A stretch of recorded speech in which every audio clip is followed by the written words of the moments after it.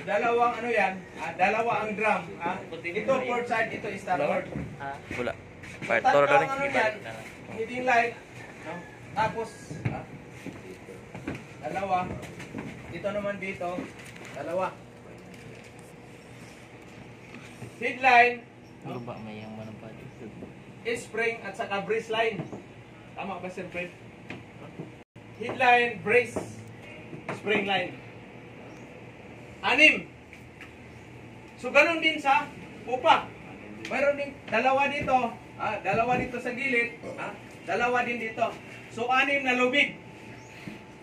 6 na lubid yung bawat ano niyan. Gano'n man kalaki ang barko, minsan 3 dito. Depende na yan sa kapitan kung ilang lubid. Or minsan, kabli. No? Kabli kaagad to, dalawa. Isa dito, or minsan isa dyan. Pag malaking tanker, kabli lahat. Tapos maliban dyan, mayroon pa nakalawit dito sa kabila, sa may starboard side na wire cable. Isa. No? Dito naman sa kabila, forward. Ganon din. Bakit kailan may nakalawit na kabli doon? Para po anong purpose? Para pag emergency, halimbawa sunog ang barko or explosion, hilain ka agad yan. Pull out. Tagbot. Hirahin ka agad ng tagbot yan. Kaya may standby palagi na nakalawit doon na lubid. Or kabli. No? So ikaw dito mag-release dito sa kumpa, windsman. 6 na lubid. 6 na lubid. Okay. Ganun din pag secure. 6 na lubid din. Secure mo yan. So ngayon, siyempre, dimikit na kayo lahat. Ngayon, andito man yung dito man yung gangway. Ito yung gangway. Abot yan sa na yan, sa pier. Yung gangway. Ibig sabihin, ang gangway hagdanan. Hagdanan ba? Dadaanan ng mga tao. So, ang ipiprepare ninyo, kasi ang magpiprepare nito dapat ibilang OS. Pero siyempre, ikaw, nandyan ka na sa deck, tulungan mo sila. So, anong PPE na gamitin? Kailangan mayroon kayo, kasi ito dito, may life ring na yan dyan naka-standby. So, mayroon kayong harness, mayroon kayong life vest. Okay? Huwag kayong magkumpiyansa, na nasa tabi na kayo, hindi pa rin kayo mag-harness at saka life vest. Kasi magaya kayo dun sa OS nang nasa kilay na kung nalaglag, tumama siya dito sa gilid ng barko, nabagok. Ano siya? Patay. Patay siya, makita yun. Patay. Kailangan may harness kayo, may railings man dyan. Mamaya, makikimano niyo yung harness natin doon. May railings man. Pinaka-strong point doon mo i-hook up. Halimbawa, ngayon, dito ka na nakabit. I-hook up mo na dyan. Di, takbo ka naman papunta dito. Kasi ano man yung hagdanan. Pag dito pala magkabit kayo ng mga extension post, may mga poste dito. Sakit na niyan, dito. Extension post, pipe yan. Tanggal-tanggal yan. Tanggal-tanggal. No? So may mga ring yan dyan. Ipapasok nyo yung lubid dyan. Pagkatapos na, naplasta ang gangwin. Kapitan nyo naman ang gangwin nit. Parang lambat yan. Isaho dito sa ilalim. Parang kaso may malalaglag, hindi siya papunta dun sa dagat. Sasabit siya sa lambat. No? Gangwinit ang tawag. No?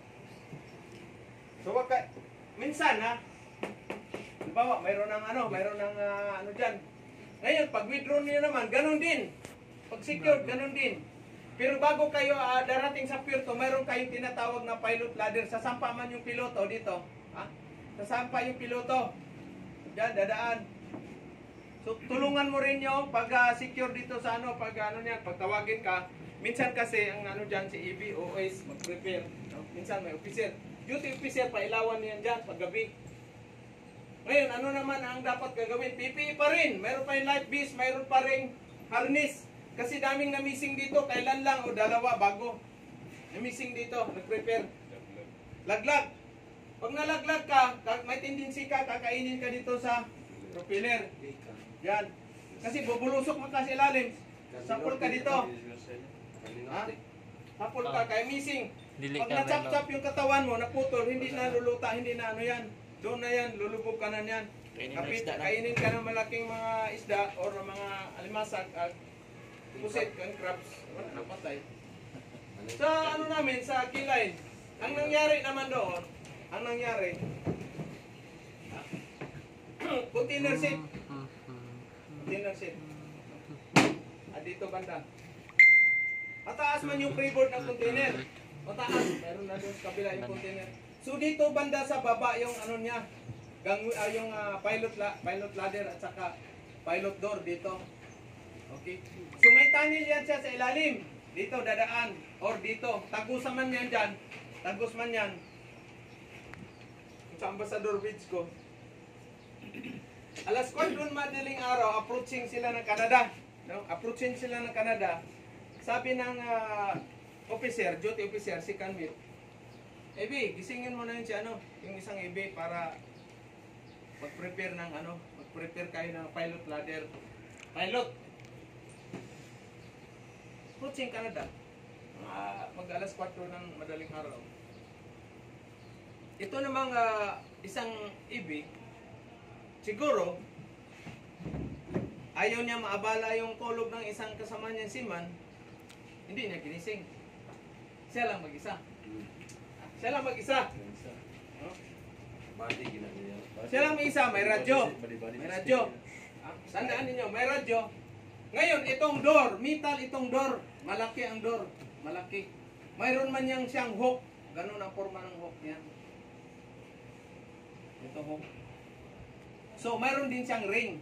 Ito dito. Hook in eye. Hook. I-hook up mo yan. Ganyan. Para hindi siya Ngayon, ang radyo siguro walang sling. Kasi dapat may sling man yan. Inilapag dito sa flooring. Sa gilid. Inilapag. Dito. Yan. Kaya malaglag man yan sa coverall mo pag wala kang magtuwad-tuwad ka. Laglag yan. So, nilagay doon sa gilid. Anong nangyari? Itong hook pala, hindi masyado nakasabit sa kwan. Tagilid-tagilid yung barko. O, katagalan siguro, malaki na yung nito. Malaki ang niyan. Pag tagilid ng niyan, ganyan. Ganyan. So, tumaklit, yun ang yun ang suspect. Kumalas. So, siya naman, nagpiprepare ng pilot ladder dyan.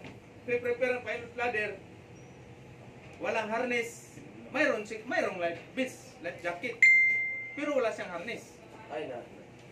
So ngayon, pag na yan, door na yan, tulak siya doon sa palabas. Missing. Hindi makita. Canada eh. Daming king crabs yan mga. Missing siya. So, nagtaka yung duty official, tinatawagan, hindi sumasagot. Ginising na yung na yan, tinawagan. Puntahan mo nga yung doon. Si Ibi. Radyo na lang nakita. Missing na si Ibi. Wala, patay. Wala. Dili secure ang body niya. Wala. Yan, lamig nun. Di ba, dili secure ang pamilya to? Bayaran lang. Bayad. Bayad lang. Bayaran, pero wala na. Missing na. Kasi once nasa onboard kayo, insurance kayo niyan. Pag take off pa lang sa Manila, aeroplano, insured na kayo niyan. Ano ba ang pusa pag-body nyo? Ayun ang dyan. Yun bang mindset? Dapat body-body system. Body. Huwag kayong mahiya magising sa kasama nyo dahil trabaho yan. Bahala na magalit siya. Ha? Partner, bising na. Gising tayo. Wake up tayo. Prepare natin gangway. Basta pag nag-prepare kayo ng gangway or pilot ladder, kailangan mayroon kayong body, life jacket, life vest. Life vest or tapos harness. Huwag kayong magkumpiyansa. Secure talaga yun. Hook up mo yan dyan. Kasi kung ano man dyan, nakandyan ka lang, nakabitin ka, may radyo ka, makasawa ka. Ngayon, wala siya. Dito, paano ka na yan? Nalaglag na doon sa dagat. Lamig-lamig pa dyan sa Canada. Patay. Diba? Kailan lang nung sa China, dalawa ng mga missing na mga nag-prepare dito. Approaching sila sa China na magdadry dock. Missing yung third officer yata yun. Missing. Huwag na huwag kayong magkumpiyansa itong pilot ladder at saka itong gangway. O sir, trabaho pa namin yan. Siyempre, pag nandito ka sa deck, tutulungan mo yan, assist mo dyan, plus light. Mayroong light ring yan naka-standby. At least, kung malaglag yung kasamahan nyo, may makahagis ng ano. Ngayon, during preparation, naiihi ka or na ano, saglit lang, huwag ka muna mag-ano dyan, ihi mo na ako, CR mo na ako saglit. Huwag mong ipaano sa kasamahan mo, mamaya na ano na yan. Kundi, tiisin mo, basta nyo muna yan. Kasi mabigat itong ano, mabigat itong pilot ladder, may spreader yan dyan. Ito may stanchion post dito, dalawa. May spreader, dito ba? So itatagilid mo yan siya ngayon, kasi mahaba man to, wood man to, wood. Tatagilid mo yan siya. Ngayon, pag bigla mo ano, ikaw lang mag-isa dyan, malaglag, bigla mo hindi mo pigilan. Pagsakla, masama ka. Kung wala kang safety harness. O di, diba yung bisogo na isda? Secure Tama yun. Secure si pare. Diba? Sabi naman ni ano, ni yung may kwento nga dyan, nung namatay ang seaman, kasama yung kalaguyo at saka yung asawa ng seaman. Sabi ng kabin, suswertihan, kung hindi namatay si husband mo, hindi tayo kabili ng Pajero. Okay kayo. Okay kayo. Wala, kailangan, wala, zero ano talaga, accident. Mindset nyo talaga. Huwag nyo kalimutan yung paalala namin ni Sir Fritz sa inyo. Jackpot si pare. Huh? 5 million yun. Wala. Anin mo yung pira, magkapira yung pamilya mo, ikaw naman ang ano, wala. Diba? Bahala na mga magkano lang ang kikitain mo sa isang kontrata, at least makakauwi ka na buhay. Ha? Kita mo yung mga anak mo na lumaki, mapaaral mo sila. Diba? Kasi yan lang naman ang ano dyan.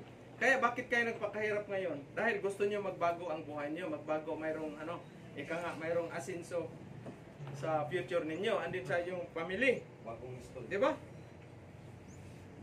Kung hindi na tayo, kontento na tayo sa 1D180, bakit magpakahirap pa tayo punta sa ibang bansa? Kaya para in the next future ninyo yan. Ang importante lang dyan is safety kayo palagi sa trabaho. Palagi niyo yung isipin.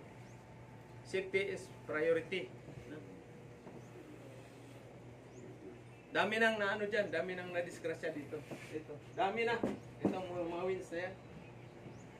Hindi na mabilang. Mabilang. Mabilang. Kaya safety talaga palagi.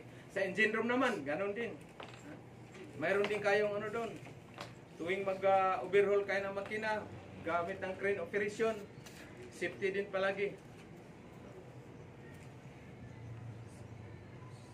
Okay, batiin pala natin yung ano natin, mga viewer, subscriber, mga vlogger natin na si Man, Pedro Kuyakoy, Kabakal Edward. Saka yung mga welder natin sa Japan at saka Middle East. Mga OFW na si Man, bakasyon. So, 60 na yung dollar, siyempre. Patay na tayo, Pilipinas. Yung bagong Pilipinas. Yung bagong Pilipinas, wala. Wala. Walang mangyayari sa ano natin. Tapos mayroon pang nag-viral sa Facebook, nagbigay ng 10,000. Pagdating doon sa barangay, 1.5 na lang ang nakuha niya. Hindi nakita yung ano, babae, buntis siya. Buntis siya, umiyak. Dahil ang pagbigay sa kanya doon sa ano, 10,000, tapos pinapunta siya sa barangay, 1.5 na lang nakarating sa kanya. Kawawa.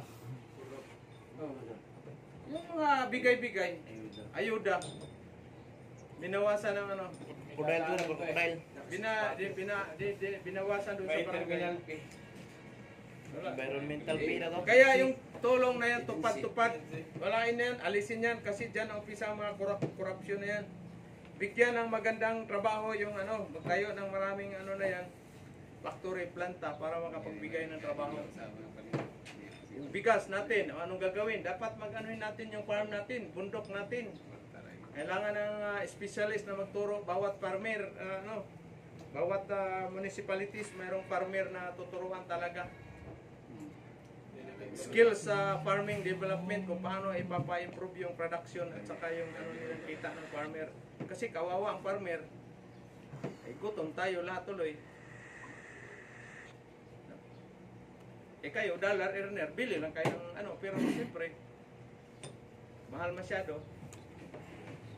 Tapos ngayon, gigirahin pa tayo ng China. Wala na. Dapat no war. Negosyo lang. Negosyo. Kasi abot ba ng 100 years? Hindi ka na maabot ng 100 years. Bakit ka lang mag-gira? Anong nangyari sa Ukraine? Saka sa Kwan? Sa tawag dito? Sa Russia. Doon sa ano? Sa Palestinian. Gira sila palagi. Israel. Gira palagi. Ang kapatid nating mga Muslim, nag-aaway sila doon. Ay walang ano yan, walang Muslim o ano yan, Christian. Kasi hindi naman abot ka ng 100 years. Kailangan ano dapat, friend to all, ano talaga. Negosyo, pang kabuhayan, pang next ano na yan. Next generation ng ano, prepare. Kasi pag may gira, wala na, tapos na. Eh paano makarecover? May gira, durog-durog na yung mga ano natin, yung mga bahay. Maraming namatay. Kaya gaya doon sa Marawi, yung mga building nila doon, hindi pa rin sila na fully recovered. Yung Ukraine, ilang kailangan ng mga welder dyan. Mga mason, carpentry, plumbing, sangkatutak yan. Hindi kaya ng 5 taon na rehabilitation yan. Kaya yan ng 5 taon. Eh tayo, pag magigira tayo ng China, kawawa tayo Pilipinas. Alikabok na lang maiwan sa atin. Ay yung mga gusto ng gira, lalayas lang yan eh. Punta lang sa ibang bansa yan, may sarili naman silang pira pang ano sa aeroplano. Eh tayo wala. Ano sakyan natin? Building rod. Building machine. Wala. Kaya ako, shout out sa ating government na ano, no war tayo, talagang i-rehab natin, mga farmer, magtayo ng maraming factory, planta, taasan ng sahod, ng mga bawat ano. No? Wala. Okay, break muna tayo, no? Break, tapos ay ano natin ngayon, after ano na yan, iakyat natin lahat ng mga ano, tapos familiarization sa mga tools, mga gamit, no? At least alam niyo yung kung ano yung katala, ano yung turaiba, ano yung monkey spanner, ha? Ito magkasama mo, hindi ano na yan, where is turaiba? With it. Where's Turaiba? What's Turaiba? Apelido na kay Basen. Screwdriver. Anak ng siyokoy. Screwdriver. Turaiba. Crazy ka. No good. Screwdriver. Screwdriver. Koreano. No good. Hapon ang eskwela ko. Ano? Nasigani. Nasigani. Hapon. Sa katala, shifter yung iba eh. Nasigani daw sa Ang problema, di ba kasi naman si shifter eh. Ang shifter na eh. Too much giring-giring. Ano yun? Lasing. Giring-giring. Wala. Kayo, kailangan marunong kayo mag-ano kaagad kasi may encounter ninyo yan. Hindi lang naman lahat Pilipino makasama nyo. Lahat ng tao, klase sa mundo, may chance nyo makasama yan. Nasigani sa pasin mo buhay gani kung mga nang tinagalog. Pero ano naman. Tinalagat tinagalog naman. Pinoy na. Sabihin ka ng ano na yan, bigyan mo ng tip na $5. Sabihin mo, kuripot. Kuripot. Kuripot. Pero ano naman Pinoy na loko-loko eh. Tapos meron pa isa, sabihin pa ng ano, supot. Kung mga babae. Para nagwa kami noon. Sabi ko parang akala ko Pilipina, magaling na magbisaya, magaling magtagalog. Sabi ko marami na siguro inubos na dollar ito. Wala. O shout out sa ating mga seaman dyan sa buong mundo, no? Safety first kayo, ingat kayo palagi, no? Kasi yung pira, nandyan lang yan, hindi maubos nyo yan. Ang buhay natin, isa lang. So kayo, hanggat bata pa, ipon, tapos tigil na kaagad pagbarko. Tigil kaagad. 5 sakay lang kayo, ipon na, makasampo. Maximum 10 years. Tandaan ninyo, maximum kayo 10 years. Huwag na kayo abot pa ng 20 years. Ha? Huwag niyo nang gayahin kami ni Sir Fred na halos umabot ng 20 years ako. Kayo, next, bagong generation ng mga seaman, alam niyo na kung saan mapupunta yung pira ninyo. Kasi mahirap nang magtanda ka sa barko. Yung mga anak mo, hindi mo masubaybayan paglaki. Paglaki nila, wala na. Tamad na, hindi mo na mautusan. Hindi mo na ma-plaster ng maayos pag ano na yan. Kasi, seaman ang tatay. O di, ang nanay naman, pira. O, wala, hindi nga marunong maghugas ng plato. Wala.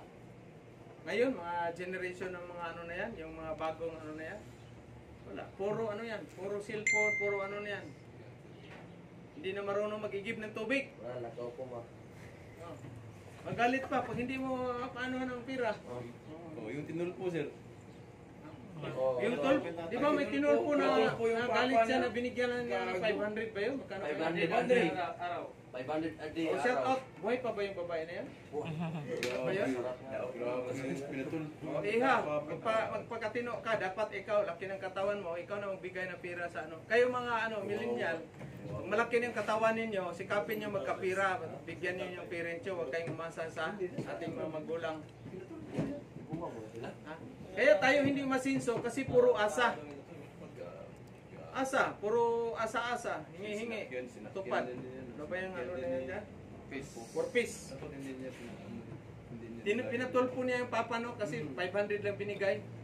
Pero hindi niya alam yung papa niya naging working student o anong karanasan sa buhay, hirap sa buhay. 100 a day niya. 3,000 naman sa one boarding house. Yeah. Yan na po kuhan. Nilay din ni tulpo ko na rin sa Ito na yung- tulpo eh. Nano din. Hindi mo lang. Ito na yung kuhan, marag 15,000 lang. Hindi Ang mo lang. kuhan, Siguro, pagkaon. sinuri. Yeah. Kailangan may pasbiya. Siya na, ano, kahit gaano magkalaki ang kita ng father natin o mother natin, wag na wag tayong umasa. Wag kayong umasa, itong mga millennial ngayon. Wag kayong umasa sa parents ninyo. Magsikap kayo para matapos yung pag-aaral ninyo, para at least maranasan nyo rin kung gaano kahirap maghanap ng pira. Someday, kayo na rin magiging parents. At least alam niyo na. Alam niyo na. Hindi gaano, hindi kahit isang sentimo yan. Kahit 1 piso, subukan nyo. Simula Butuan City papuntang Davao. Maglakad kayo kung makakita kayo ng piso sa highway, kalsada. Wala, kita ka ng wife. Ikutin mo yung buong Mindanao kung makakita ka ng 100 pesos dyan sa kalsada. Gano'n kasimple yan dyan, kahirap maghanap ng pira. Awal yung kita nila. Kaya kayo, pag nasa Maynila na kayo, huwag na kayong umasa sa parents nyo magpadala pa.